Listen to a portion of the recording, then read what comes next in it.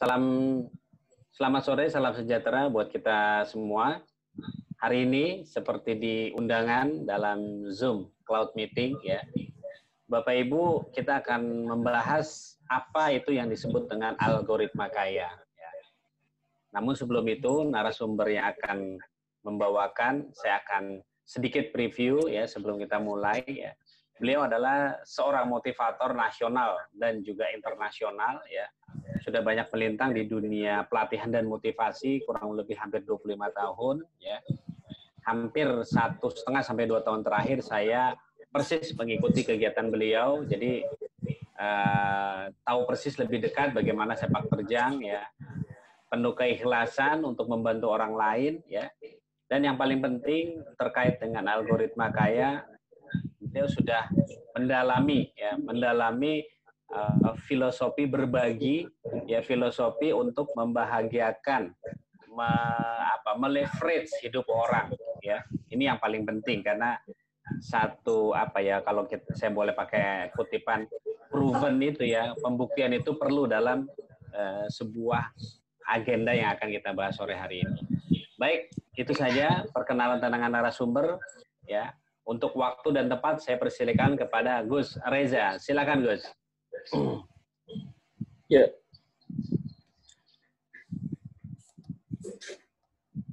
Ya, makasih.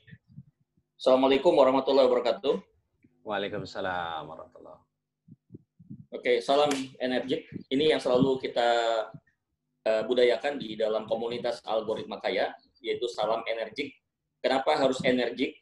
Itu diambil dari kata energi, supaya energi ini bisa menjadi sebuah booster, menjadi sebuah charger yang akan selalu membuat kita punya satu semangat. Dia tidak ubahnya bagaikan sebuah fuel, sebagai sebuah bahan bakar. Karena sehebat apapun yang namanya diri kita, kalau tidak ada energi, kita tidak bisa melakukan apapun. Bukan powerful, malah nanti powerless. Sama kayak handphone, saya selalu mengilustrasikan, menganalogikan diri kita seperti handphone. Semahal apapun handphone, ya, secanggih apapun handphone, versi terbaru pun sekalipun, kalau tidak dicas, lowbat, dia tidak akan bisa berfungsi apapun.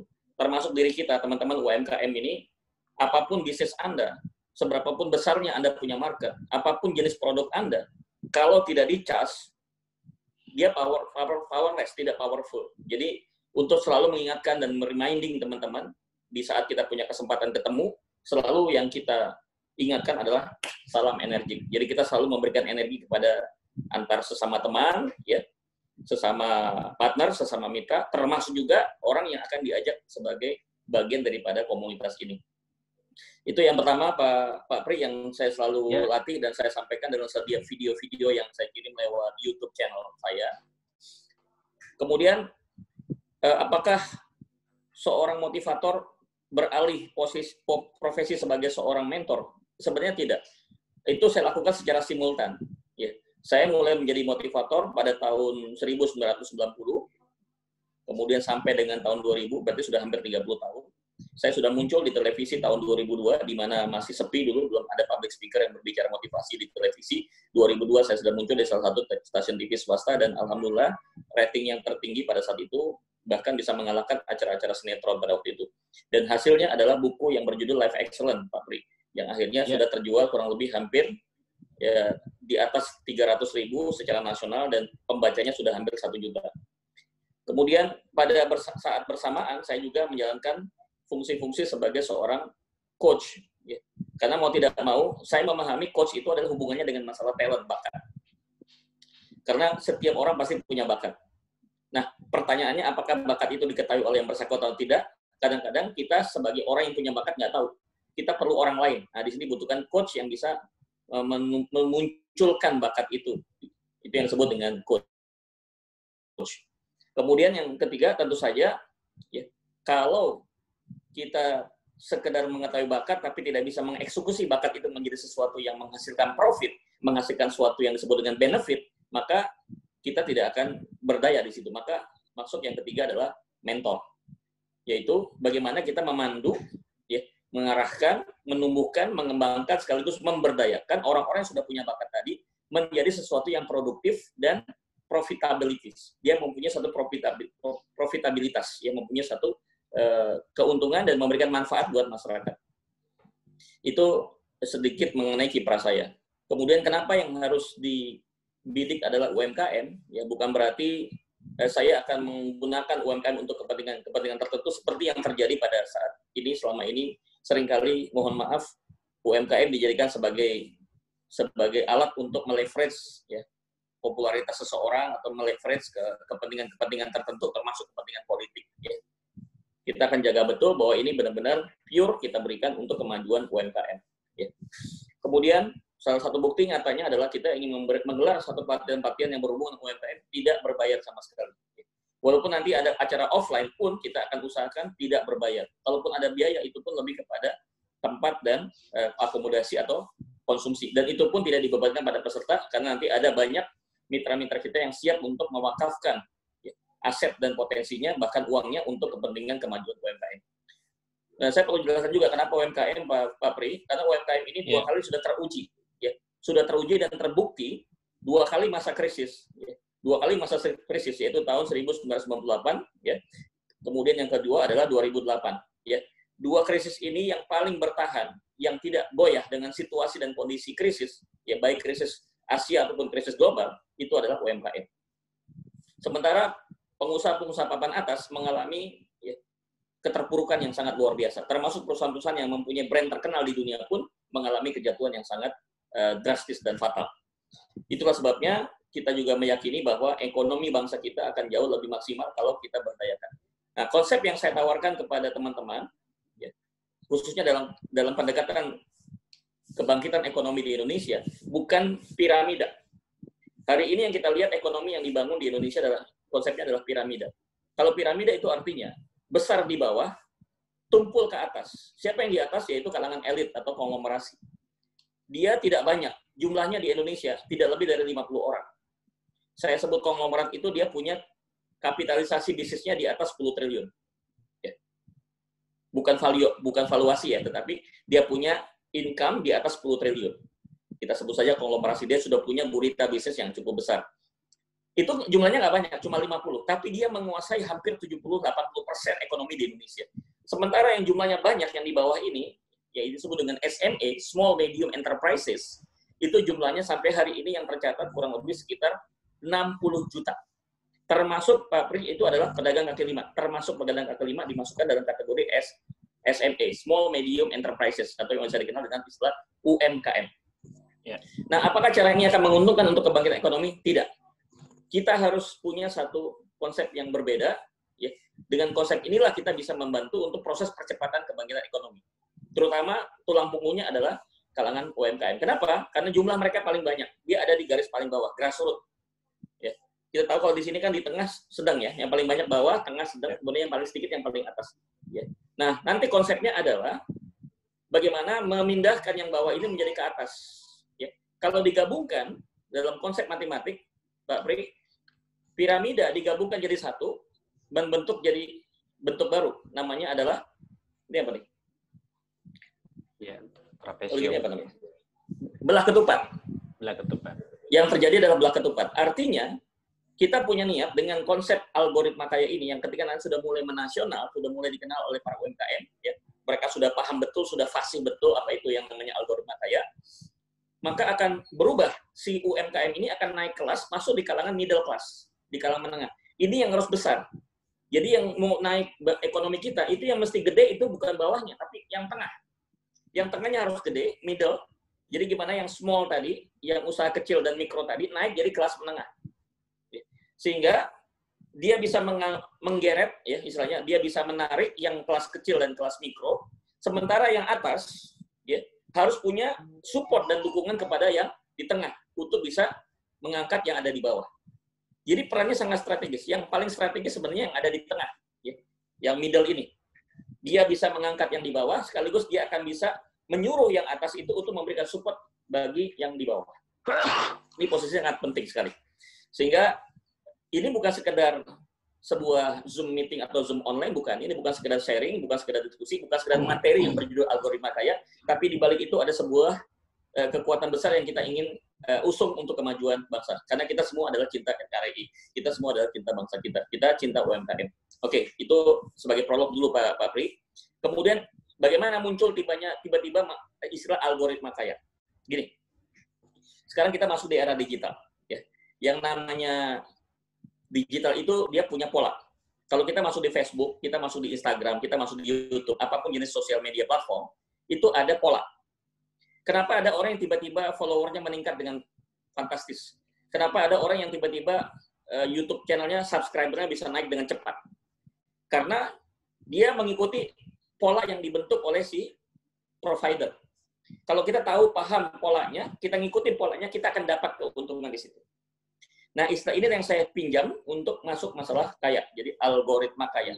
Jadi, algoritma kaya itu adalah pola yang sudah tertentu, ya, pattern yang sudah tertentu, yang kalau kita udah tahu polanya, kita ambil pola itu, kita terapkan di bisnis kita akan mengalami leverage, kita akan mengalami scale up, ya, naik kelas dengan cepat. Bukan shortcut ya, ini tolong dibedakan Pak Pri, bukan shortcut, bukan jalan pintas. Saya bukan ngajarin teman-teman untuk potong kopas, saya tidak mau. Nanti kayak buah di karbit, matangnya itu matang yang tidak asli. Ya. Gimana caranya akselerasi?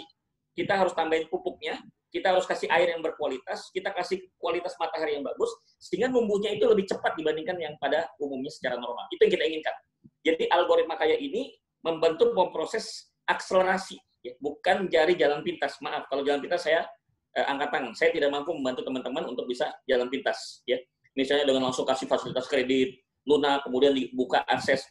Itu persoalan yang tidak terlalu penting menurut saya. Yang paling penting adalah bagaimana kita membangun suatu fondasi yang kuat. Ya, fondasi yang kuat, itulah yang akan menjadi satu bargaining position UMKM di hadapan masyarakat. Itu pertimbangan kenapa disebut algoritma. Kemudian kenapa ada kata kaya.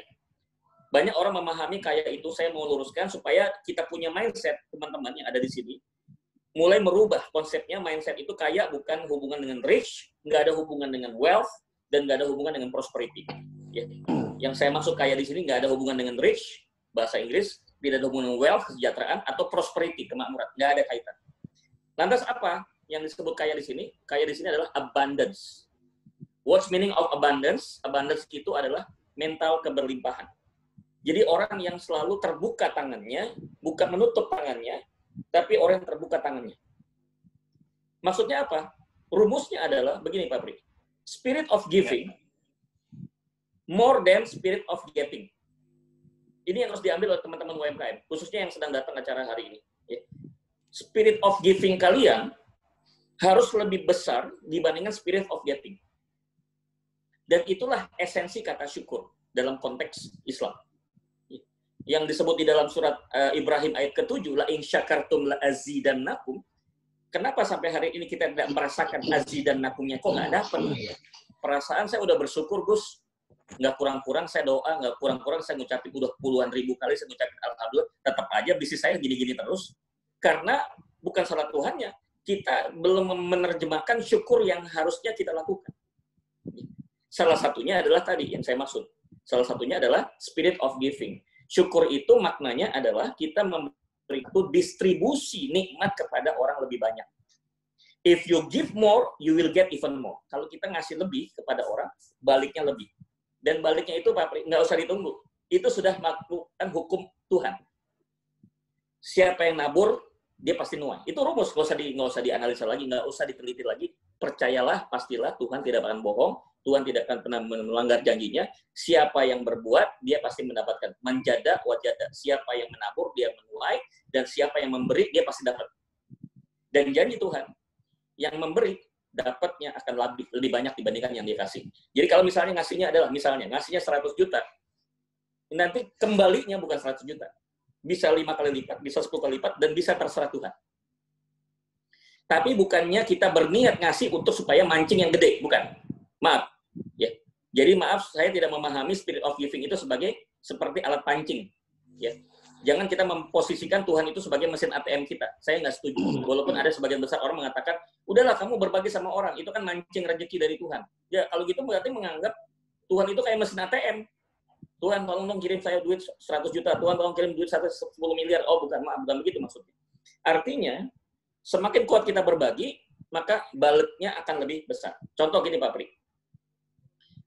Saya kalau mau tanya secara jujur ya, kita nggak bicara realitas, tapi bicara dari hati dan hati yang paling dalam, Pak Pri. Pingin nggak Pak Pri sebulan itu berbagi kepada orang 100 juta? Ngasih duit ke orang. Sekarang belum. Nggak, pingin nggak? Kita nggak bicara punya. Oh, pingin banget. Pingin ya? Pakai banget ya. Ya. Jujur, secara manusiawi, angka 100 juta besar apa kecil? Sekarang menurut saya besar. Besar. Supaya itu menjadi enteng, supaya angka 100 juta menjadi enteng, saya kasih pemikiran. Ya. Saya berdoa bagaimana caranya saya berdoa sekaligus membantu Pak Pri menjalankan bisnisnya, sehingga menghasilkan omset ya, atau pemasukan, income, sebulan 10 miliar. Maaf, kembali ke 100 juta, jadi besar apa receh? Oh, kecil banget, receh banget. Receh. Karena sudah punya keinginan 100 juta, sekarang tugas kita bukan mikirin 100 jutanya, gimana ngejot jadi 10 miliar kan? Ketika sudah sampai 10 miliar, janjinya Pak Pri harus ngeluarin 100 juta. Dan itu tidak akan berat, kenapa? Nah ini enteng, ibaratnya ngeluarin uang receh. Tapi kenapa hari ini teman-teman susah ngeluarin uang 10 juta? Karena pemasukannya nggak sampai 100 juta. Sepakat. Jadi kalau teman-teman teman-teman UMKM bisa dieskalasi naik, di scale up sampai angka 1 miliar, insya Allah kalau ada permintaan untuk berbagi 10 juta, itu mah ya cincai lah, kalau bahasa anak muda tuh cincai lah, ngeluarin 10 juta, 15 juta, 20 juta, tuh enteng banget. Jadi bukan kita mau berbagi itu buat mancing yang lebih besar. Maaf, salah. Tuhan bukan mesin ATM. Saya katakan sekali lagi, bukan mesin ATM. Tapi kita mesti melakukan upgrade. Itu kata kuncinya. Kalau kita upgrade, maka Tuhan akan memantaskan diri kita. Kan nggak mungkin. Kalau Pak Pri sudah punya kelasnya, ada kelas misalnya semi konglomerat, kan nggak mungkin dikasih income-nya itu cuma 10 juta. Udah nggak levelnya lagi. Ya, Tuhan melihat, Tuhan itu tidak buta. Tuhan pasti melihat, maha mendengar. Wah, ini hambaku yang bernama Pri Hartono ini udah nggak pantas lagi dikasih omset, dikasih keuntungan cuma 10 juta atau 100 juta. Karena dia sudah masuk ke arah semi konglomerat, harus dikasih 10 miliar. Cuma kan harus ada derajat kepantasan, Pak Pri. Kapan Tuhan itu bisa mempercayai kepada Pak Pri mendapatkan 10 miliar? Kalau Pak Pri tidak punya kelayakan untuk menerima 10 miliar. Nanti jangan-jangan 10 miliarnya itu jadi diaur-aur, jadi nggak jelas. Malah jangan-jangan jadi kacau nanti Pak Pri, malah jauh dari Tuhan. Nah, ini yang harus kita yakinkan kepada Tuhan. Kita seringkali membuat proposal pada investor, ya. Bikin proposal untuk bank, untuk cari kredit. Ya, teman-teman UMKM pasti udah akrab lah dengan pinjaman ini, pinjaman itu. Mohon maaf, teman-teman. Kenapa selama ini kita nggak konsentrasi untuk bikin proposal bisnis kepada Tuhan? Siapa yang lebih punya duit? Siapa yang lebih banyak punya kekayaan? Allah. Cuma mohon maaf, sebelum proposal yang 10 miliar, sebelum proposal yang 100 miliar itu sampai kepada Tuhan, pertanyaannya, Anda udah pantas belum?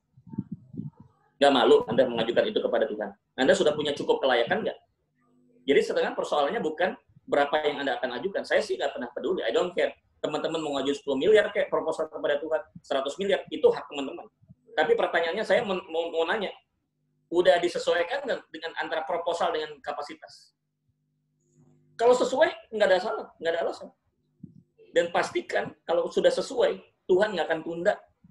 Percayalah sama saya, Tuhan nggak akan tunda. Saya sering umpamakan begini, Pak Pri.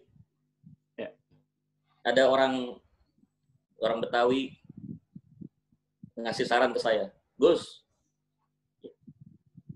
bisnis kambing dong. Terus suruh bikin kandang gitu kan.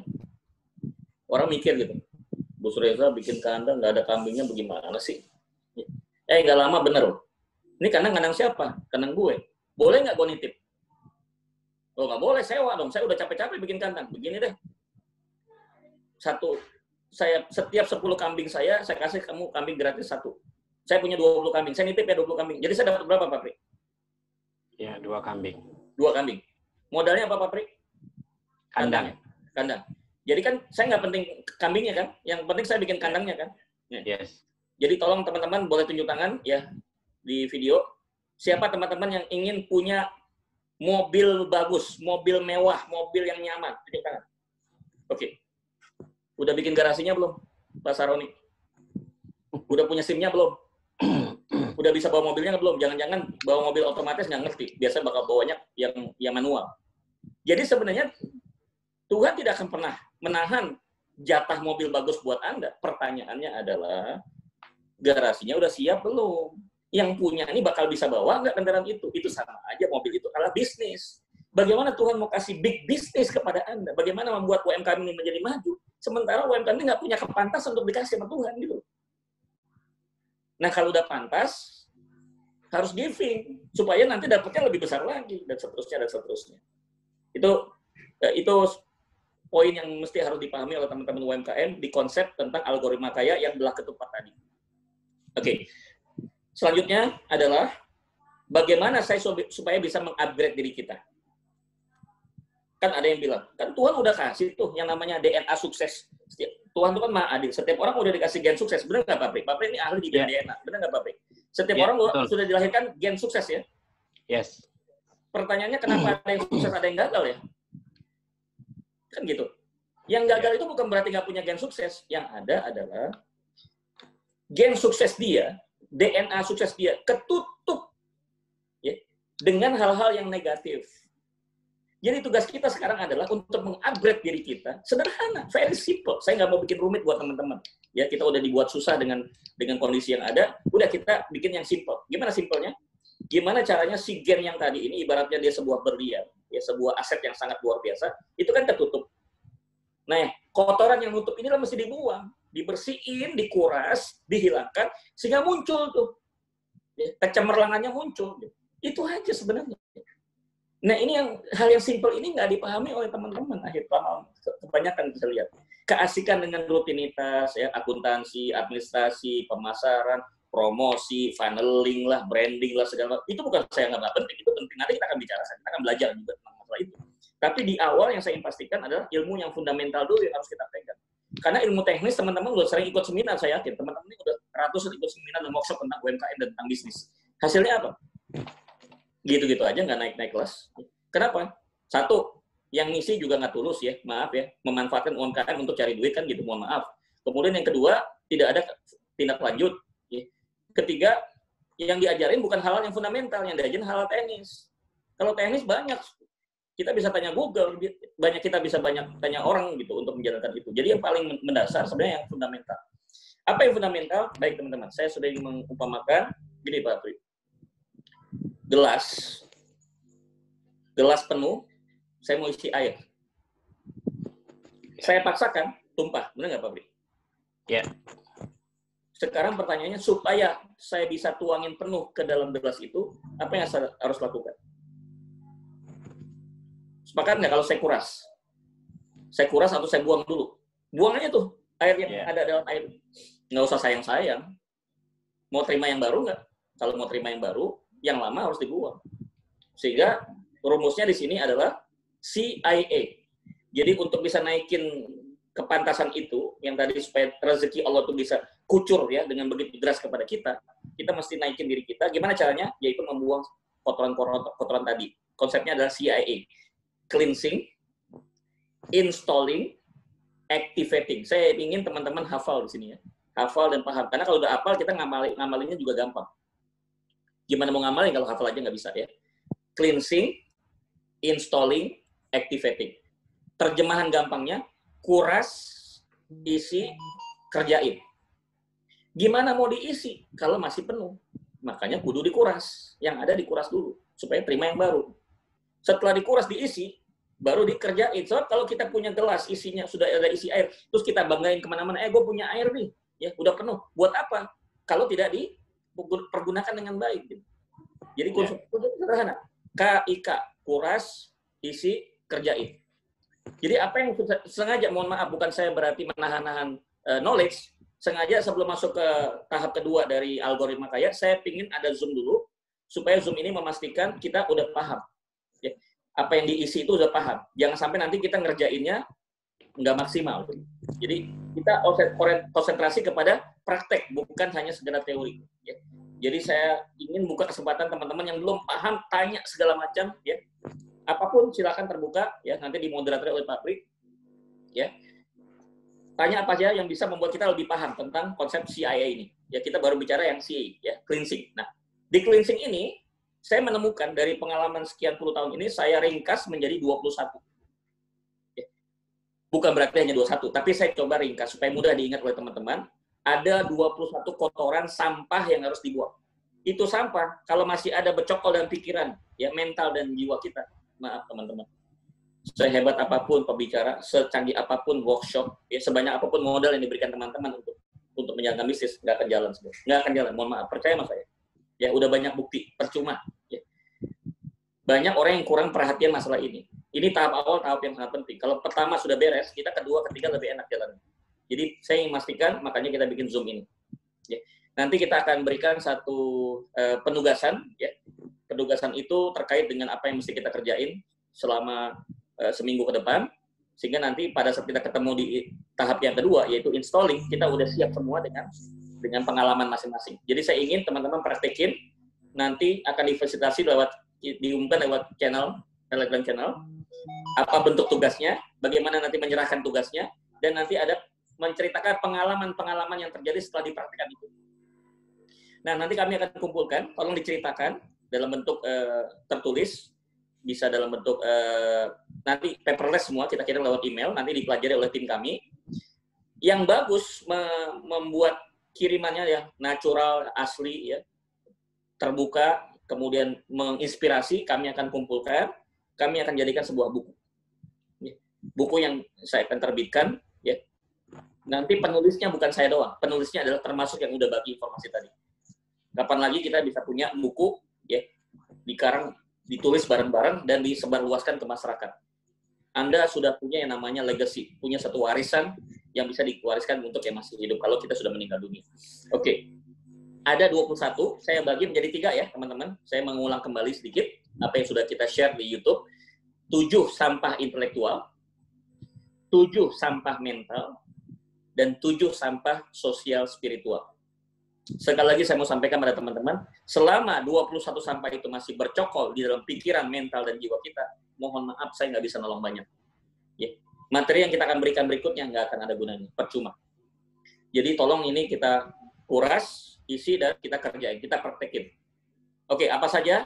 Kita bahas yang pertama. Nanti kita akan secara diskusi interaktif untuk menggali lebih dalam. Tapi saya cerahkan saja poin-poinnya dulu. Yang pertama, Pak Pri, untuk sampah intelektual, 7P. Oke. 7P. P yang pertama adalah produk. Tolong teman-teman, kalau udah bicara algoritma kaya, semua yang sudah ikut dalam program algoritma kaya tidak lagi pernah berpikir tentang profit. Loh, kenapa? Ya kita kan nggak munafik, dalam bisnis kan butuh profit. Maaf, profit itu posisinya adalah akibat. Jangan pernah mengejar akibat. Yang kita lakukan adalah sebabnya. Kan begitu rumusnya, Pak Pri. Kalau Anda melakukan sebab, akibat dapat nggak? Kalau kita ngerjain sebab, akibat dapat ya. Jadi nggak usah, ya ini kesalahan kita selama ini, teman-teman terjebak, ya teman-teman terjebak itu ya terobsesi ya untuk mengejar sebab. Salah. Profit itu bukan dikejar. Ya. Dia adalah hasil dari sebuah sebab. Apa sebabnya? Sebabnya bernama benefit. Jadi kita geser istilah profit menjadi benefit. Jadi di pikiran kita, di otak kita, di kepala kita, teman-teman UMKM ini, ya yang hadir pada hari ini, termasuk juga yang belum sempat ikut, masukkan dalam pikiran kita bukan profit lagi. Coret, buang profit. Ganti dengan benefit. Jadi tugas teman-teman adalah memikirkan bagaimana caranya menyebarluaskan, mendistribusikan, berbagi benefit kepada banyak orang. Selesai. Udah itu aja. Nanti akan tiba datangnya profit. Karena profit atau tidak profit itu bukan urusan Anda. Itu urusan Tuhan. Karena yang memproduksi profit itu bukan manusia. Tapi Tuhan. Baik yang berbentuk rupiah maupun yang berbentuk barokah. Buktinya banyak orang yang kerja keras tapi juga nggak dapat profit. Jadi di sini yang kita lakukan adalah tebar benefit. Bukan kejar profit. Bukan kejar profit, tapi tebar benefit. Pak Pri masih ingat ada sebuah hadis mengatakan, seutama-utamanya manusia, bukan yang banyak duit ya, bukan yang banyak profit. Yang banyak apa Pak Pri? Seutama-utama manusia yang paling banyak apa? Masih ingat nggak hadisnya? Pak Pri, monitor. Paling banyak menebar manfaat ya? Iya, itu dia. Bukan yang banyak profit. Yang paling banyak menebar manfaat ya? Iya, betul. Jadi manusia yang paling utama, kata Nabi, adalah orang yang paling banyak menebarkan manfaat. Nggak pernah mikirin profit. Tapi anehnya, orang yang menebar manfaat kok profitnya banyak ya? Karena tadi, hubungan sebab akibat. Dengan sebab benefit yang dilakukan, maka dapat profit. Nah, ini clear ya teman-teman ya. Nanti misalkan kalau ada yang nggak jelas, misalkan ditanyakan. Saya percepat saja. Yang kedua adalah, ya, ini nggak bisa kita bahas sekaligus ya. Jadi 3 kali pertemuan. Jadi saya ingin fokus 7 sampahnya nih Pak Pri. 7P aja dulu hari ini. Nanti pertemuan kedua 7 mental, kemudian 7 sampah sosial spiritual. Jadi kita fokus 7P. Jadi teman-teman kalau mau tanya ya hubungannya dengan 7P ini ya. P yang kedua adalah P yang kedua adalah pelayanan atau service. Bos, bukannya bisnis perlu pelayanan? Betul. Tapi di algoritma kaya nggak dipakai istilah pelayanan. Digantinya dengan istilah persahabatan. Friendship. Utamakan persahabatan. Kenapa saya ganti istilah pelayanan menjadi persahabatan? Kesannya seolah-olah, Pak Pri, kalau kita bicara pelayanan, customer is the king. Nah, kalau disebut customer is king, konsumen adalah raja. Terus si pengusaha, si small medium enterprises, si UMKM ini jadi budak ya, Pak Pri. Ini kan walaupun nggak dikatakan secara langsung, kita sudah menjadikan customer sebagai raja, berarti kan kitanya sendiri jadi budak tuh kalau begitu. Nah, ini menurut saya nggak egaliter, nggak seimbang. Padahal di dalam bisnis harus ada hubungan yang setara antara konsumen dengan produsen, antara si pengusaha dengan si konsumen, harus seimbang. Nah, gimana menyeimbangkan ini? Ketemulah sebuah kata, friendship. Bukan selfishmanship, tapi friendship. Nah, setelah dirubah kata pelayanan menjadi friendship, persahabatan, secara pribadi Pak Pri, beban mana? Lebih banyak, lebih ringan mana? Bahasa bersahabat dengan melayani. Iya. Lebih ringan mana secara di mental, di pikiran? Bersahabat atau melayani? Bersahabat ya menurut saya. Iya, betul. Lebih ringan ya. Jadi nggak ada beban. Kita fun-fun aja. Nggak ada satu beban sedikit. Kenapa? Oh, saya lagi mau bersahabat. Betul. Namanya sahabat. Dia mau beli mau nggak terserah. Kan saya hanya mau bersahabat. Tapi kebanyakan kalau sudah bersahabatnya bagus, beli dia. Dia pasti beli. Dia pasti akan senang dengan kita. Oke, jadi itu yang kedua, pelayanan. Yang ketiga adalah penjualan, selling. Di algoritma kaya tidak dipakai yang namanya selling. Yang dipakai adalah helping. Jangan lagi teman-teman menggunakan istilah jualan. Mau kemana? Gue mau jualan barang gue nih ke dia. Saya mau jual nih. Bukan jual. Bukan jual, tapi yang diganti helping. Membantu. Bahasanya adalah what can I do for you? Bukan what can I get from you. Bukan saya bisa dapat apa dari Anda, tapi saya bisa lakukan apa buat Anda. Saya rasa tidak ada satupun di dunia ini, Pak Pri, yang menolak kalau ditawarkan bantuan, betul ya? Tapi kalau ditawarin jualan, nanti dulu. Ada satu resistensi. Lu jualan apa lu? Gue lagi nggak ada duit nih. Langsung nolak. Tapi gue bisa bantu apa ya? Apa yang saya bisa bantu buat Anda?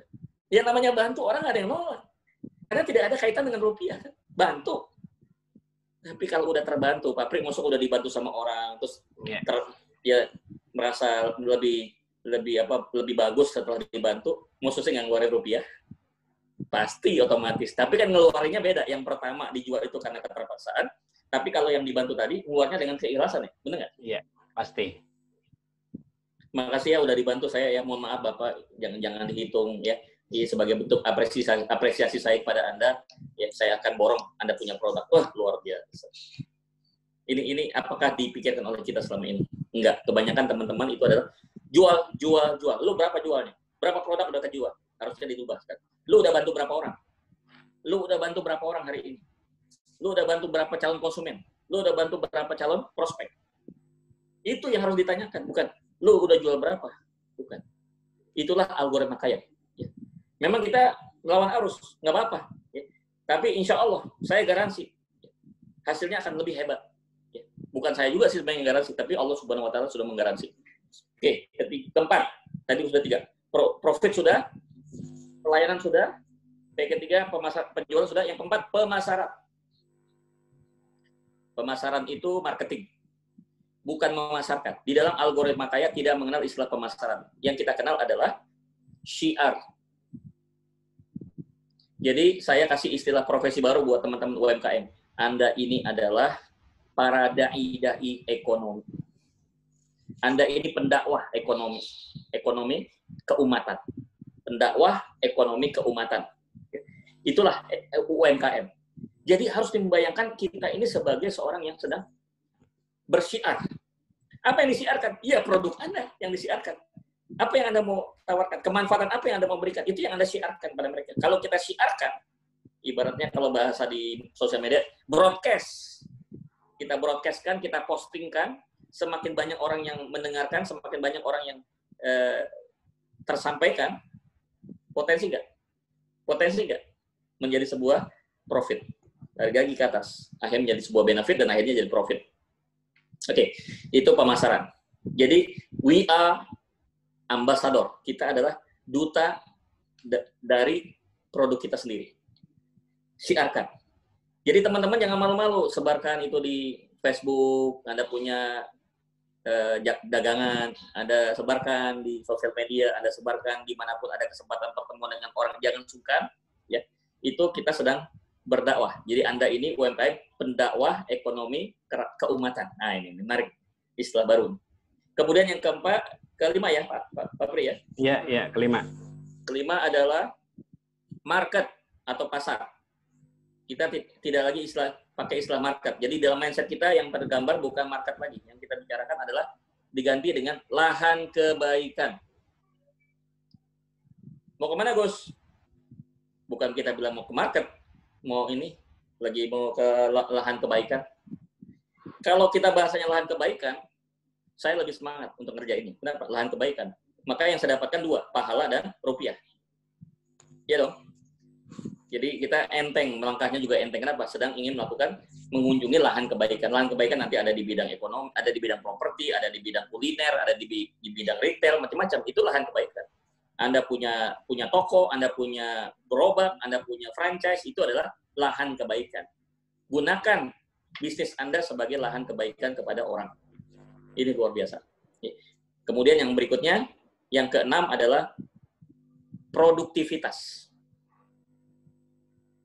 Kita tidak gunakan kata produktivitas di dalam algoritma kaya, yang dipakai adalah playing creativity. Bermain kreativitas. Jadi sebenarnya, produktivitas itu akan muncul dengan sendirinya kalau Anda kreatif. Jadi kalau teman-teman UMKM ini tumpul, tidak kreatif, ya, hanya itu saja, ya, tidak membuat satu terobosan-terobosan dan inovasi, mohon maaf, teman-teman akan digilas oleh zaman. Mungkin dulu masih berjaya, 5 tahun yang lalu mungkin berjaya. Di era COVID ini, ya, memasuki yang namanya new normal, jangan-jangan akan punah bisnis kita semua. Kenapa? Tidak ada inovasi, tidak ada terobosan-terobosan. Harus berani melakukan terobosan-terobosan. Masih lebih bagus orang mencoba hal baru daripada tidak pernah mencoba sama sekali. Artinya apa? Bagaimana mendapat hasil yang berbeda kalau cara yang diterapkan sama. Mau dapat hasil yang berbeda, ya cara ini harus beda. Gitu.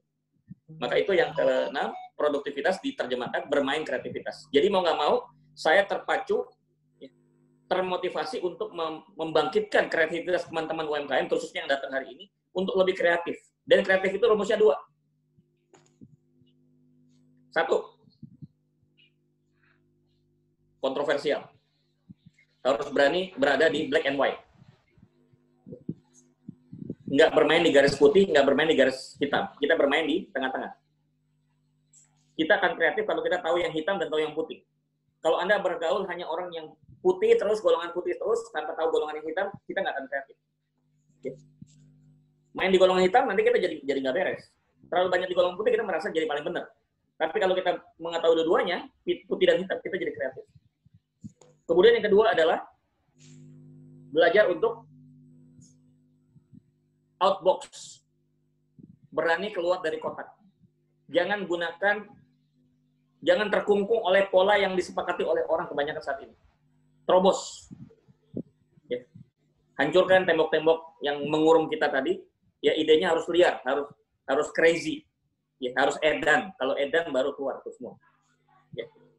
Memang tidak semua ide yang gila itu dan ide yang edan itu bakal jadi sesuatu, tapi paling tidak dia sudah mulai melakukan bermain kreativitas. Dan saya lihat rata-rata orang yang sukses di bisnis, termasuk sampai ke tingkat global, itu rata-rata karena mereka itu orang yang crazy, orang-orang yang edan, orang-orang yang berani melawan arus, orang-orang yang berani melakukan menerobos segala kumpungan.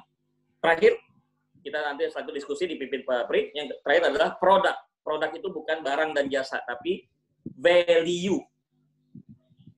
Produk bukan barang. Produk bukan jasa. Ini kesalahan teman-teman selama ini menganggap kita jualan produk. Maaf. Yang dibeli oleh orang itu adalah fisiknya adalah memang produk, barang dan jasa. Tapi yang kita mau jual kepada mereka, yang mau kita tawarkan pada mereka, yang mau kita bantu buat mereka itu adalah value. Hari ini, kenapa Starbucks itu nilainya sampai triliunan? Itu kan bukan produk kopinya, Pak Pri. Tapi valuasinya kan. Hanya dalam waktu 3 bulan. Hanya dalam waktu 3 bulan. Didirikan tahun 2013. Hanya dalam waktu 7 tahun. Dalam 3 bulan terakhir ini di masa pandemi COVID. Keuntungannya mencapai 66 triliun. Siapa? Eric Yuan, Zoom, yang punya Zoom. Ya kalau kita lihat nih Zoom yang kita pakai sekarang, kan sederhana ya begini aja Zoom. Kok bisa menghasilkan 2 triliun, dari mana ceritanya? Itu tadi saya bilang tadi. Karena dia menawarkan value, memberi manfaat. Ya. Oke, saya pikir ini dulu sebagai pendalaman dari apa yang sudah saya sampaikan lewat YouTube channel pada teman-teman. Sekali lagi terima kasih, saya memberikan apresiasi kepada teman-teman sekitar hampir 13 orang, ya termasuk saya, yang sudah hadir di sini. Anda adalah orang-orang yang luar biasa, Anda orang-orang yang terseleksi. Saya sangat bangga dan sangat salut dengan teman-teman semua yang mau stay sampai sekarang. Ya, percaya, I garanti bahwa orang yang komitmen sampai ikut program di ujung acara nanti ada sesuatu yang Anda mungkin tidak pernah bayangkan sebelumnya. Saya belum bisa cerita sekarang. Itu yang akan menjadikan kuantum di dalam bisnis Anda. Saya kembalikan kepada Pak Pri, silakan. Ya, terima kasih Gus ulasannya. Jadi saya resum sedikit untuk memancing Bapak Ibu untuk mengajukan pertanyaan ya. Jadi tadi dibahas di algoritma kaya ada istilah CIA, ya cleansing, installing, dan activating. Tapi hari ini kita baru bahas mengenai cleansing, yaitu berisi dari 21 kotoran atau 21 sampah ya. Jadi 7 sampah intelektual, 7 sampah mental, dan 7 sampah sosial spiritual. Yang baru dibahas adalah 7 sampah intelektual, di dalamnya memberikan benefit, persahabatan, helping, kemudian syiar, kemudian lahan kebaikan, playing, kreativitas, dan value. Ya. Itu resume sedikit dari apa yang tadi dibahas Gus Reza. Bapak Ibu, mungkin lebih enak bertanya tanpa ada pengurangan dan kelebihan, bisa langsung dibuka speakernya. Bapak Ibu boleh menanyakan langsung, silakan.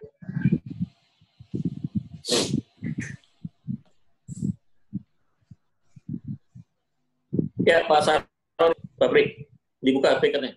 Silakan Pak Saroni. Ya Pak Saroni, silakan. Terima kasih Gus Reza. Ini sebuah karunia bisa ikut kuliah langsung dengan Gus Reza. Saya kenal udah lama. Tahu bukan kenal. Gus Reza ini saya pernah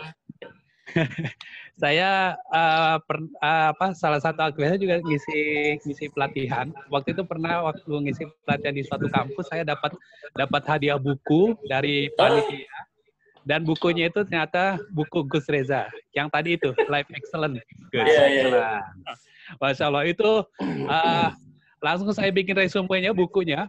Kemudian dalam beberapa pelatihan berikutnya saya selalu mengutip buku itu yang mulai dari personal excellence, terus family excellence, ya, dan yang business excellence, ya itu luar biasa. Saya mendapatkan sesuatu ya pengalaman yang luar biasa baca buku itu. Nah, dari pemaparan barusan, yang ingin saya tanyakan begini, proses cleansing terhadap 7P tadi itu ini masih persepsi saya ya, itu perlu waktu Gus, ya perlu waktu. Sementara dalam proses kita mengelola usaha kita ini, kita butuh perputaran dana yang cepat. Ya, perputaran yang cepat untuk membiayai operasional, kemudian belanja bahan-bahan dan sebagainya, begitu. Nah ini membangun atau merubah mindset supaya proses cleansing ini bisa kita terapkan, tapi usaha kita juga bisa berjalan. Nah, ini gimana ininya Gus, implementasinya begitu kira-kira. Ya, bagus sekali pertanyaan. Pak Saroni, komoditas bisnisnya apa? Oh ya, saya ini di bidang pendidikan. Saya mengelola SDIT sama rumah Quran. Punya sendiri? Punya sendiri. Oke. Mohon dicatat Pak Pri, ini kita akan inventarisir, nanti kita akan yang namanya kunjungan terhadap teman-teman. Saya akan kunjungi dan langsung coaching di tempat. Masya Allah. Jadi sepakat. Ya. Jadi pertama Pak, sekolah Islam ya? Pak Saroni, sekolah Islam terpadu dan rumah Quran. Sama rumah Quran. Terus nilai bisnisnya di mana yang diambil oleh Pak Saroni? Begini, ya dari 7P tadi itu yang gue sampaikan, itu saya ngerasain betul di sekolah saya ini. Ketika kita menganggap orang tua murid ini sebagai sahabat market kita, sebelumnya market gitu ya, yang mereka kan sumber income kita gitu ya. Itu efeknya adalah kita jadi kayak istilahnya hubungan kita dengan mereka jadi kayak hubungan jual beli aja gitu. Tidak ada hubungan humanistik antara kita dengan mereka gitu. Nah, ini kan berarti harus kita rubah kan hubungan ini. Kita menganggap mereka bukan sebagai mitra bisnis atau objek jualan kita, tapi sebagai tadi ladang kebaikan kita kan gitu. Apa-apa yang menjadi jualan kita dalam tanda petik di sekolah ini, itu yang harus kita komunikasikan kepada mereka secara utuh begitu kan. Oke, baik. Terima kasih Pak Saroni, sudah dicatat oleh Pak Pri. Bidang bisnisnya apa, nanti kita buat kategorisasi, nanti siap-siap saja, saya belum bisa pastikan apakah di tahun ini, tahun depan, kita akan meluncurkan suatu prototipe model bisnis yang akan membantu UMKM dengan luar biasa. Ya, saya belum bisa ceritakan sekarang, tapi saya membantu menjawab Pak Saroni dulu. Jadi Pak Saroni, tadi ada kata kunci yang ditanyakan adalah bagaimana bisa melakukan perubahan, sementara kita masih terikat oleh operasional, ya kadang-kadang ya berpikir hal teknis kan, kita lupa untuk berpikir yang strategis. Gimana menemukan antara kebutuhan teknis dan strategis dengan cepat? Kan itu yang ditanyakan. Betul ya? Betul. Oke. Saya akan kasih proposen begini. Tolong Pak Saroni menjawab dengan jujur dan terus terang. Ketika seorang itu berpindah status, Pak Saroni misalnya single nih. Umpama sih kan udah nikah sekarang kan? Umpama. Ceritanya Pak Saroni adalah single. Ketemu saya. Saya langsung, karena Pak Saroni percaya sama saya langsung bawa calon. Pak Saroni, saya nggak mau tahu ultimatum. Besok sudah harus menikah. Ini dengan perempuan ini. Karena Anda percaya sama saya, yakin nggak mungkin saya memiliki calon yang sembarangan dan bahkan ini akan menjadi kebaikan. Dengan taat, Pak Saroni melakukan apa yang saya minta, besok nikah. Berubah status nggak? Langsung? Berubah. Dari bujangan jadi apa? Jadi suami ya? Iya. Tanggung jawab pertama nggak? Iya. Bisa leha-leha nggak seperti dulu waktu masih bujangan? Enggak. Anda dipaksa nggak untuk cari income lebih besar? Dipaksa. Dipaksa. Yang kemarin cuma mikirin diri sendiri karena masih bujangan, ya, asal bisa buat makan kenyang, bisa bayar kos, beres. Begitu punya istri, berubah. Begitu istri Anda hamil, Anda mulai mikir lagi, wah ini bayi yang dikandung nih harus kita biayain. Ya. Logikanya, produktivitas harus meningkat 2-3 kali lipat nggak Pak? Iya. Itu nunggu lama nggak? Apa nunggu nanti ya bentar kalau udah gede dulu loh kita pikirin, kan enggak. Begitu lahir kita udah pikirkan Pak. Bahkan sebelum lahir udah mulai mikir, nih anak nanti susu dari mana duitnya ya? Iya. Ya. Ini baju dari mana? Popok dari mana? Kan gitu. Iya. Nah, sama Pak Saroni, saya ingin mengajak Pak Saroni kawin dalam tanda petik. Untuk mempercepat proses akselerasi, nggak ada pilihan lain Pak. Langsung menerjunkan diri dan mendeklar kepada orang, mulai hari ini saya adalah pendakwah ekonomi keumatan, misalnya. Nggak boleh ragu. Ya. Begitu Pak Saroni saya kasih tambahan embel-embel di depan kata Saroni adalah Ustadz, mulai bisa macam-macam nggak? Waduh, Pak Ustadz Saroni, aduh, Anda kan udah Ustadz gimana? Malu dong sama murid-murid ngaji, masuk begini perilakunya Pak Saroni. Jadi males nggak mengerjakan hal-hal yang maksiat? Insya Allah. Iya. Dipaksa nggak? Nunggu besok-besok nggak? Enggak. Semua orang akan menyorot Anda. Itu yang harus diberanikan. Kalau mau cepat, saya kasih tantangan. Kalau mau cepat, declare. Entah di Facebook, entah di mana. Setiap ketemu orang sudah mulai mendeklar. Memang Anda belum sesempurna seperti Anda deklarkan. Tapi Anda dipaksa dengan statement yang diucapkan tadi, mau nggak mau. Jadi kayak, eskalasinya itu akan cepat sekali. Ya. Ya.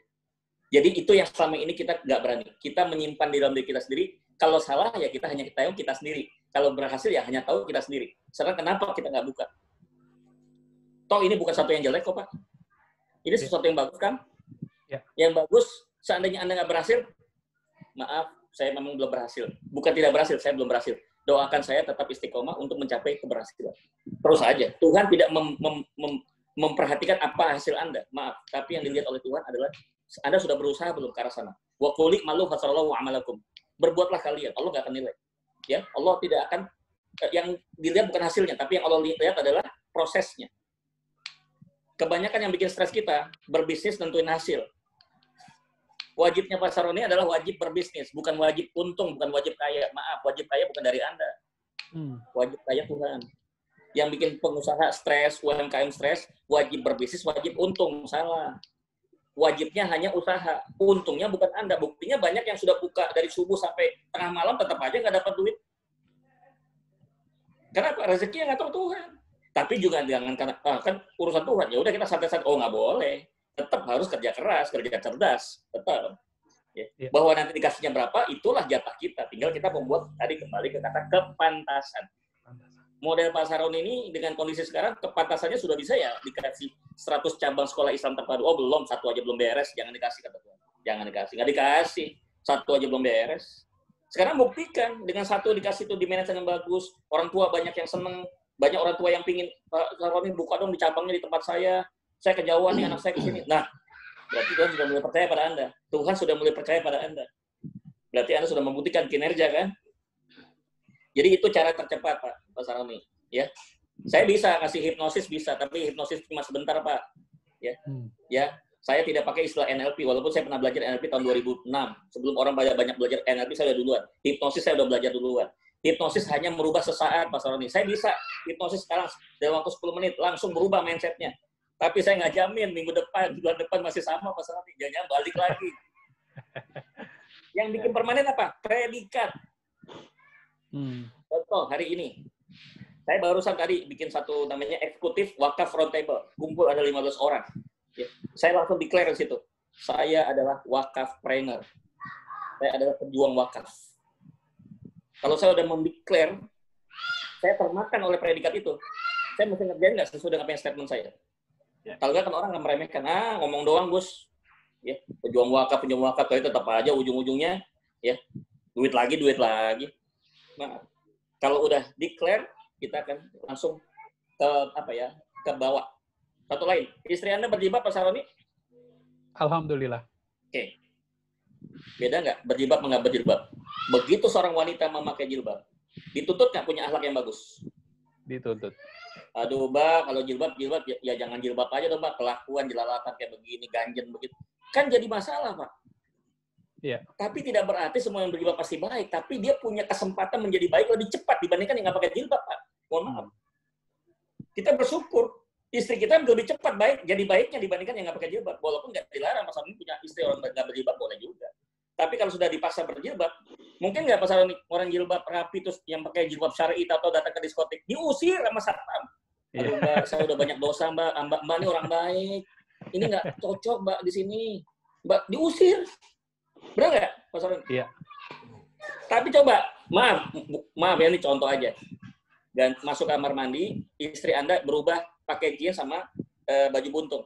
Diterima nggak Mas Satpam? Mbak, silakan masuk. Mbak ini udah rusak, sekalian aja rusak. Mbak, masuk aja ke dalam. Sekalian biar rusak. Sekalian. Saya nggak ada beban moral. Kata kuncinya adalah predikat. Predikat. Kamu berani nggak? Kalau mau cepat, langsung declare. Mulai besok saya ingin tahu. Facebooknya Pak Saroni apa, Instagramnya apa, kasih ke saya. Saya ingin tahu apakah udah dipraktekkan belum. Setelah saya mengikuti algoritma kaya bersama Bu Sesa, mulai hari ini, bismillah, saya hijrah ingin jadi pejuang ekonomi keumatan. Saya nggak mau lagi disebut sebagai pengusaha. Saya ingin jadi pejuang ekonomi keumatan. Udah langsung declare. Maka nanti 7P itu langsung otomatis terpraktekkan. Katanya pejuang, Pak Saroni masih ngomongin profit. Harusnya ngomonginnya apa? Benefit. Profit itu datang dengan sendirinya. Clear? Siap. Jelas? Bismillah. Siap. Mudah dipahami kan? Ya. Predikat. Alhamdulillah. Oke, kembali Pak Pri, silakan.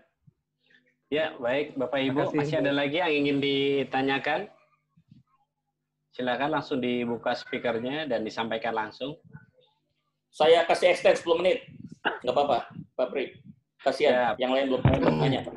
Siap.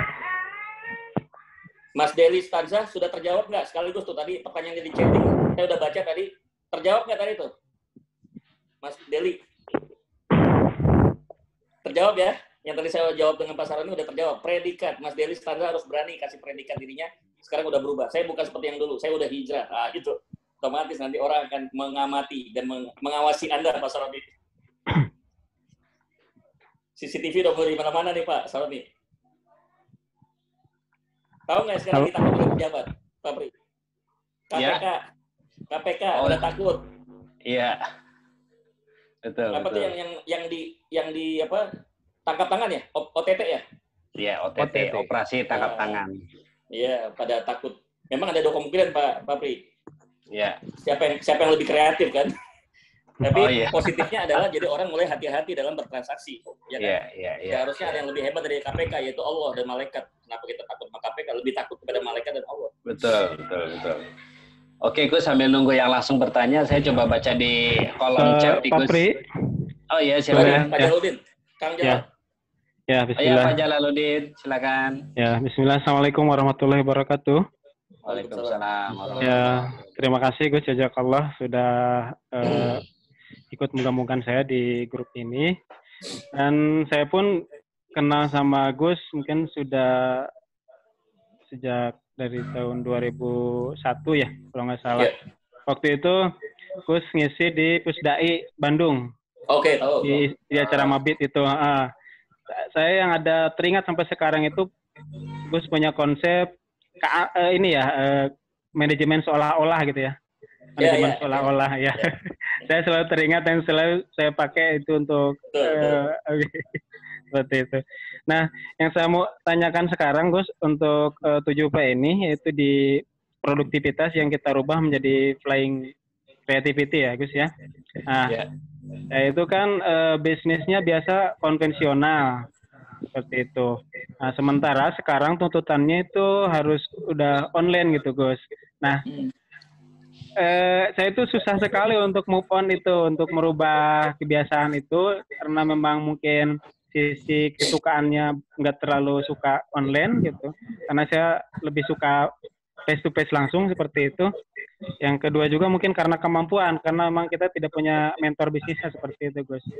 Ya mungkin itu aja Gus yang untuk saat ini saya. Bisnisnya apa Kang Jalal? Bisnisnya? Saya kebetulan hijab, yang pertama hijab dan skincare. Sudah ada merek belum? Sudah ada merek? Baru bikin merek pas kemarin momentum corona saya bikin hijab corona gitu. Mereknya sudah ada. Mereknya sudah ada. Mereknya sudah dibikin. Corona ya. Mereknya Muslimah. MOZ 5H. MOZ 5H. Muslimah hijab. Ya. Paling Gus itu aja. Jadi saya coba untuk playing creativity di online, tapi kok belum bisa gitu. Belum ada ketertarikan untuk tekun gitu, mempelajari gitu. Seperti itu aja Gus, mungkin merubah itu pola aja gitu. Terima kasih Gus. Oke. Saya ada satu pertanyaan, tolong dijawab ya Kang Jalal dengan jujur. Ya. Anda masuk ke ATM, ya Kang Jalal masuk ke ATM, udah masukin kartu, udah masukin password, udah minta duit, minta keluarin mau narik duit 1 juta lah. Iya. Nggak keluar kan?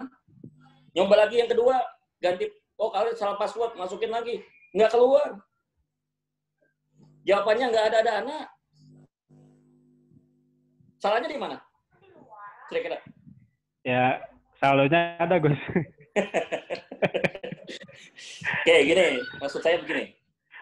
If you are no saving, no spending. Apa yang mau kita tarik duitnya? Lah, di tabungan kita nggak ada duitnya. Kita mestinya harus ngerti dong. Kalau di dalamnya nggak ada duit, apa yang mau ditarik? Di dalam ternyata saldonya berapa? 50.000, narik 1 juta. Nggak mungkin kan? Nggak mungkin. Jadi kalau mau narik 1 juta, minimal di dalam itu ada 1.100.000. Masih ada 100.000 untuk saving, saldo. Karena ada aturan di bank itu minimal harus 50.000, gitu-gitu. Masuk. Di dalam ada uang 1,5 juta, tarik 1 juta, masih ada sisa 500. Keluar duitnya 1 juta. Ini mau narik 1 juta, Kang Jalal di mesin ATM-nya cuma ada 10.000, ya nggak bisa kan? Artinya apa? Mau kreatif, mohon maaf, ininya nggak ada isi. Ini diisi dulu, Kang. Ini kepala harus diisi dengan data, fakta, ilmu, dan segala macam. Gimana cepat cari ilmu? Gampang, cari mentor. Mentor yang jago di kreativitas. Ya nggak harus dari saya, yang terdekat aja, yang terdekat yang bisa digaet, ya. Kang ngajarin, kita win-win solution. Akan ngajarin saya kasih saham di Moslema. Harus berani, kita nggak bisa ngasih duit, kita harus apa? Tuker, barter. Di zaman Islam itu nggak pakai rupiah, nggak pakai uang kertas loh Pak, tapi apa? Barter. Oke, saya barter ya. Anda ngajarin saya ilmu, sampai saya benar-benar jago di dalam ilmu tentang kreativitas dan digital. Sebagai akibatnya, Anda dapat hak sekian persen dari saham bisnis saya yang hijab ini. Ya udah, jangan pelit Kang, mau dapat sesuatu, kecuali akan siap bayar. Saya bisa kasih rekomendasi. Bos mau ikut training yang bagus, yang keren, yang pasti sukses digital sama kreativitas di mana, Bos? Saya kasih nih. Siap nggak bayarnya? Karena biasanya mahal. Ya, minimal nih harganya minimal 3,5 juta. Ya, itu minimal itu, ya. Bisa lebih. Saya ikut training motivasi yang terbaik di dunia, itu bayarnya saya bayarnya 75 juta, Kang. 75 juta itu belum pakai ongkos ke Amerika. Baru bayar untuk dia doang, ikut acaranya doang. Kemudian pesawatnya bolak-balik ke Amerika sekitar gocap. Belum lagi nginep di hotelnya, nggak dibiayain hotelnya, kita harus hotel sendiri. Tapi hasil yang saya dapat setelah pulang itu luar biasa, karena ilmu kelas atas, pulangnya pun kita menjadi orang yang kelas atas. Ya kalau ilmunya recehan, akan. Nah yang tolong dipahami teman-teman, kenapa Gus kok ngasih gratisan? Apakah ilmu recehan? Oh maaf, tidak. Ini ilmu kelas atas, tapi saya sengaja saya wakafkan untuk jadi sedekah. Saya sedekahkan, saya nggak mau minta bayaran. Ya. Algoritma kaya saya wakafkan jadi satu ilmu yang dipakai hanya untuk UMKM, yang tidak punya UMKM saya tidak mau. Saya hanya mau kasih buat UMKM saja yang tergabung dalam komunitas UMKM. Saya gratiskan. Ini komitmen saya di dalam wakaf ilmu. Jadi kembali lagi, kalau nanya gimana Kang, saya bisa ajarin cara teknik-teknik kreativitas. Tapi maaf Kang, kalau ini masih kosong bagaimana? Kumaha tuh? Ininya harus diisi, banyak baca sekarang, banyak baca, banyak belajar, banyak nanya, banyak bertemu sama orang-orang yang lebih ahli daripada kita. Oke. Siap. Ya. Satu lagi terakhir. Ya, satu lagi. Silakan Bapak Ibu. Oke. Yang tidak sempat terjawab, tidak sempat nanya, bisa dimasukkan ke dalam diskusi di channel ya, di channel diskusi di Telegram. Atau nanti di pertemuan besok ya datang lagi untuk membahas materi 7 sampah mental, tapi boleh nanya yang tentang kemarin ya, yang tentang hari ini. Ya. Oke, kalau cukup, gitu cukup ya Pak Pri.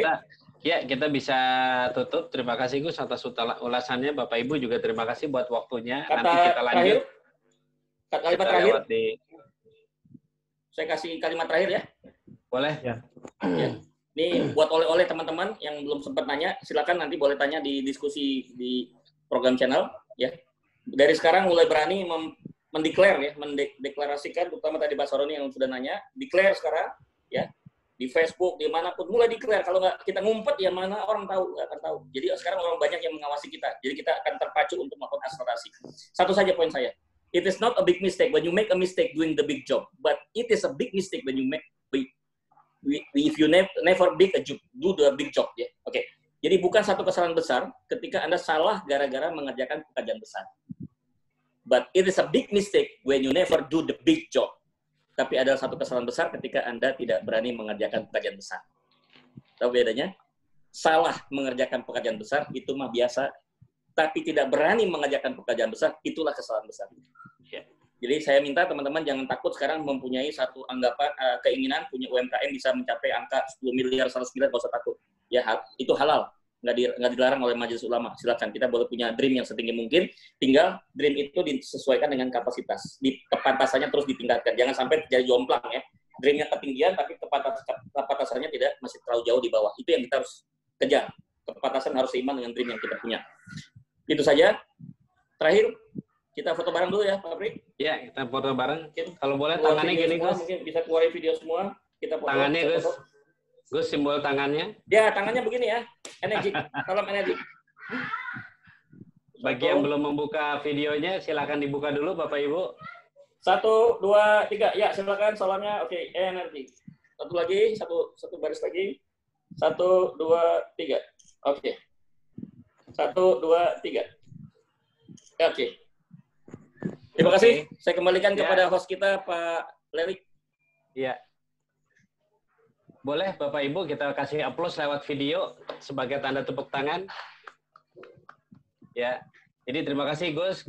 Quote yang keren juga sebagai penutup tadi. Jadi Bapak Ibu sebagai menyimpulkan ini, kita bisa lanjut nanti di lewat Telegram. Jadi kapan dan dimanapun Bapak Ibu bisa menanyakan apa yang belum sempat ditanyakan.